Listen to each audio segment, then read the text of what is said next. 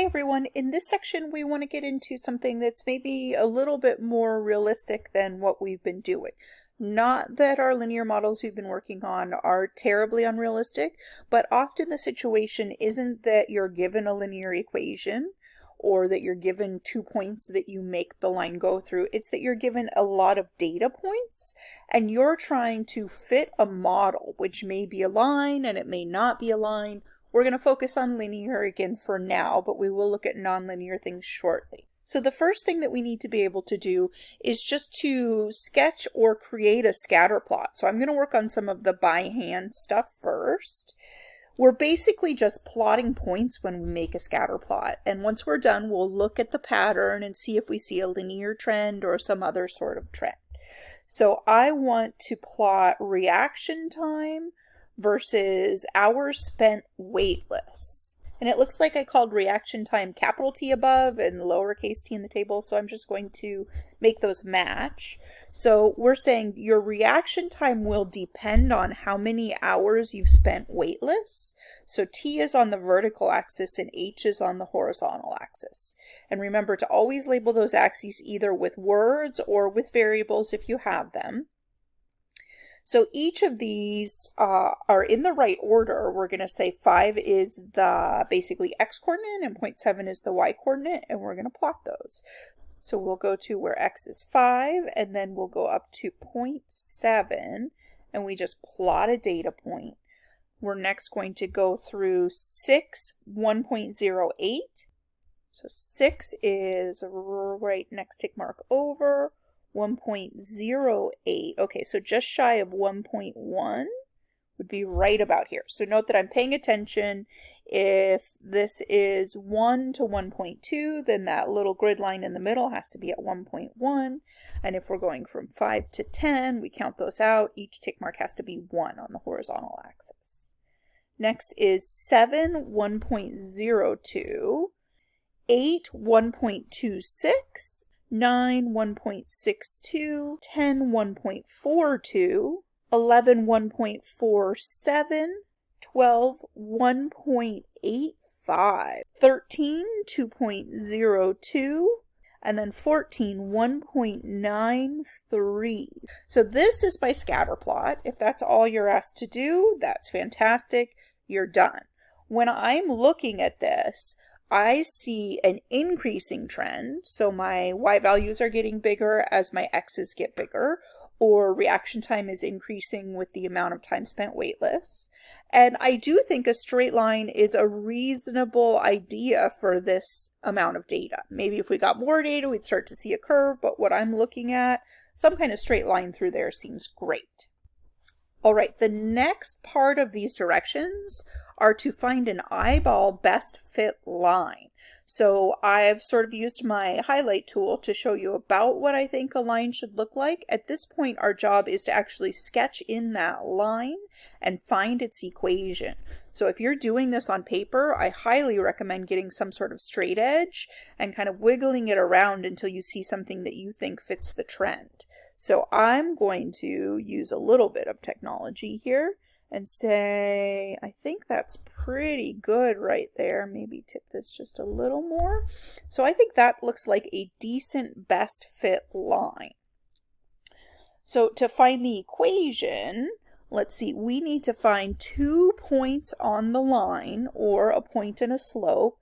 I would look for, if possible, lattice points, which are where we hit right on the grid lines. So this one is 13, 1.9. Notice that I did not pick one of my data points. Sometimes you will land right on a data point, and if so, you can use it, but that shouldn't be your goal. We're not deliberately trying to force our line to hit data points. We're just trying to capture the trend and use whatever points we can. So I think I've got maybe a lattice point right here as well at 6, 1, and that's actually a nice point. I will say it looks like I did hit one data point. What is that at? 8, 1.26. So you could use that one if you'd like to, but I'm pretty happy with what I've got. So let's go ahead and calculate the slope. We'll take a y2 minus y1 over x2 minus x1. So I'm seeing 0.9 over 7. You can keep that as a fraction, but decimals and fractions aren't so great. So I'd multiply top and bottom by 10 and say that's 9 over 70.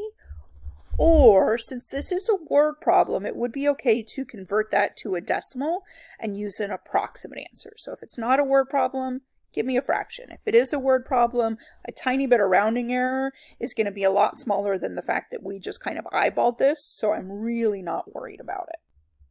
The decimal approximation that I'm getting for that is about 0.1285.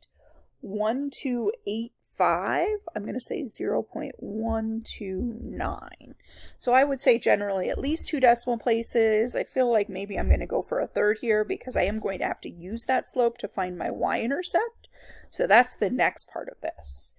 I want to warn against just looking at the graph and reading off a y-intercept. It can work. So here, if I extended this out a little bit further, it looks like it should cross at about 0.2, but you need to be very careful. Sometimes you're not actually looking at the y-axis. So if this didn't say 0 at the bottom, that might not even be on the grid that I'm looking at. I might not see the y-axis or the x-axis at all, or I keep saying that, in this case, the t and the h-axes.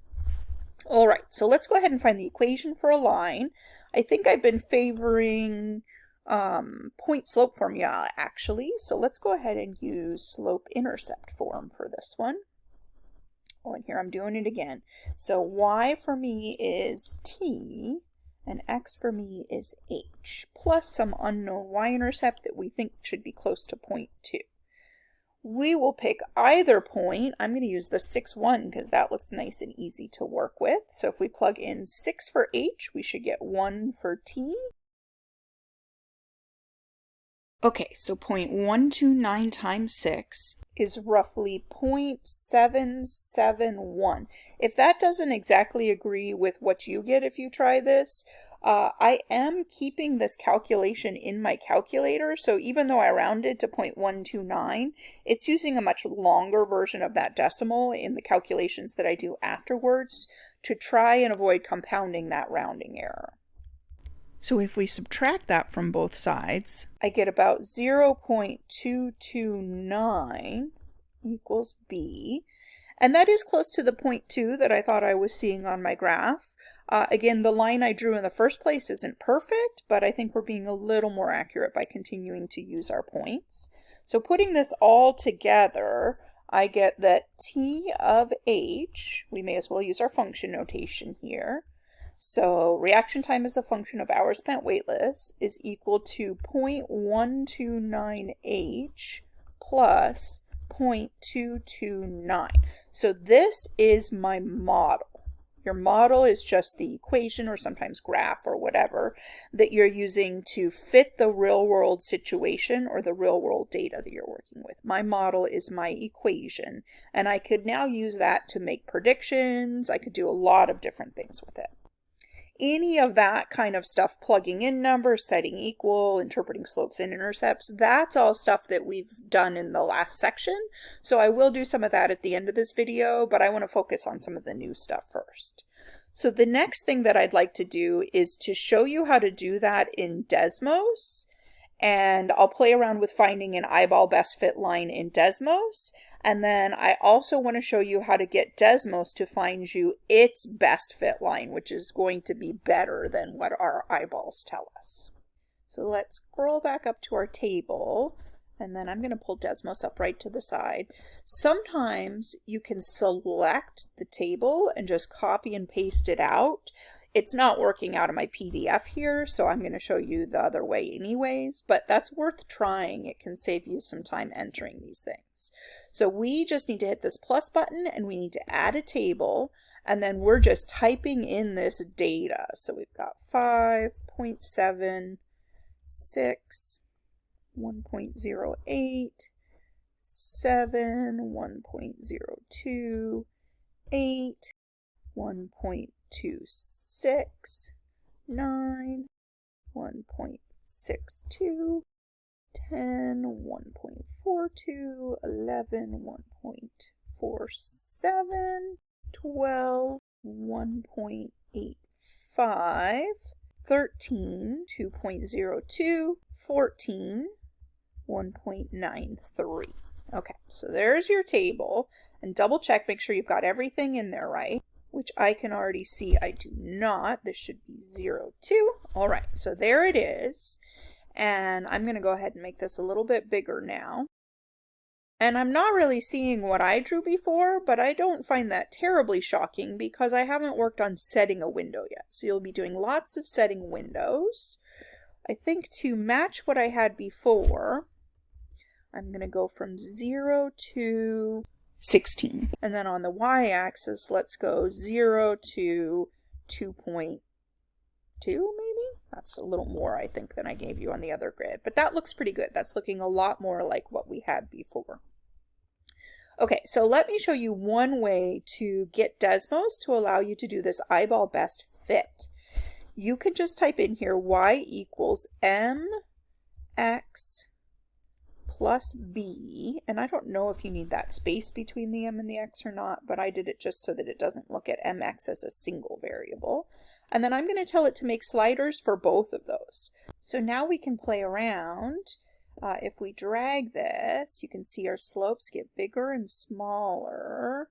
They're kind of jumping over pretty quick in the middle. I don't love that. We'll play with that in a minute. And then the same thing, this is adjusting our y-intercept. So I'm going to say maybe around there.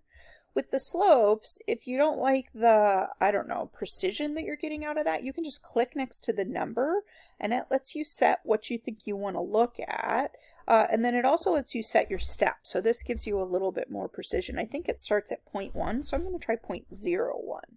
And then I don't need to mess with this, but I don't want to look at negative slopes. So I'm going to say 0 to, I don't know, 5. If I'm wrong, then I can go back and mess with it. Okay, so here's a slope of 0.1. Oh yeah, that I like much better. There we go. That actually looks pretty decent for matching the kind of the steepness of the trend, but I think I want to shift down just a little bit more. That I'm pretty happy with. So according to my Desmos eyeball fit, I think it should be about 0.14 plus 0.1, which is different from what I said before, and that's fine. We're estimating right now. So I'm going to go ahead and put that back in just for comparison, and then I'll show you how to get Desmos to do a for real's best fit line. So we got T of H is about 0.14 H plus 0.1 when we went into Desmos to try. So notice our slopes aren't terribly far off, 0.129, about 0.13, and about 0.14. That did mess with our y-intercept a little bit more, but we are talking 0.1 and 0.2-ish. So not terrible, just a little bit different. Okay, so the big deal here, get Desmos to perform linear regression. So linear regression, consider that kind of like a vocab word. It means find the best fit line, and in particular, Desmos is programmed to find the least squares best fit line. So I'm not going to quiz you on vocab, but you should know what I'm talking about if I use these. So the least squares best fit line, you don't have to memorize this, but what it does is it finds the error between each point and the line, and it squares it, that's why it's the squares part, and then it fiddles with that line until it's got the least possible sum of all of those squares. So that's where the least comes in. So it's trying to minimize the square of what's called the residuals, the errors between each point. Okay, so let's go ahead back into Desmos. And what we're going to do, I'm just going to get rid of our line right here for now, is we will go back in and you have to refer back to your data. So our y value for our data was called y sub 1, and Desmos is actually really nice. To for real get a subscript in Desmos, you hit the underscore, but actually if you just type in a y and a 1, it knows what you're trying to do and it just gives you y sub 1. And then this is the really important part. You don't hit equals, you put a tilde in here. That's what tells it that you want it to fit the model. And then on the other side, you just type what kind of model you want. So we'll be able to do the same thing for quadratic or exponential or any type of model. So we want our model to look like m times x1. Again, you have to tell it the x's from your data table. So this is it trying to fit just a slope with a y-intercept of 0. If we put a plus b in there, now it gives us both. And it looks like our best possible slope is a 0.134-ish and a y-intercept of about 0.157. So let's move that back into our document as well. So it's really 0.135 and then 0.157.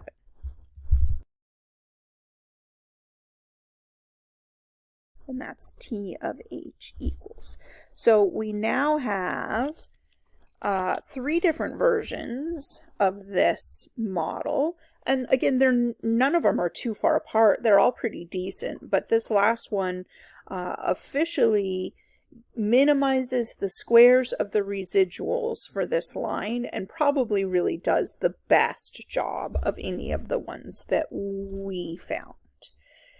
The next thing I want to look at, and then we'll get back to doing some of the same things that we did before, is introduce a little bit more vocab, so interpolating and extrapolating, and look at the r-squared value that we were given in Desmos and talk a little bit about what that means. So interpolating is making predictions with your model that fall within the data values that we were given. So we were given data for h values between 5 and 14. So if we choose an h between 5 and 14, we are interpolating. If we choose an h that's smaller than 5 or bigger than 14, we are extrapolating. We're taking that trend and we are extending it out past the section that we actually got data for and hoping that it continues. So it's always a little bit riskier extrapolating versus interpolating. And we do get this r-squared number that gives us a little bit of a sense of how much we should trust our predictions and how much we should avoid extrapolating. So let me just jump right back into Desmos again. And we're looking right here. We have this r and r-squared values, and we're looking for values really close to 1. So r-squared, the closer to 1 it is, the better this linear model fits the trend of the data. And I spell it out a little more than that here. Again, you don't have to memorize this. We're not going too crazy. You could do more of this if you take stats, but we just want the general idea here. The r-squared gives us the percentage of variation in the dependent variable that is explained by the linear model. So back in there once more, this is telling me that roughly 90% of the variation in the reaction time can be explained by this linear model. And then we have the other 10% that it's not explaining. So if your line is a perfect fit, it goes through every single data point, you will get a 1 here. You will get absolutely perfect fit. Generally, that's not what happens with data. Your collection's not perfect. Things don't perfectly fit linear models, even if they're very close to it. So this is excellent. I would say for sure anything over 90%.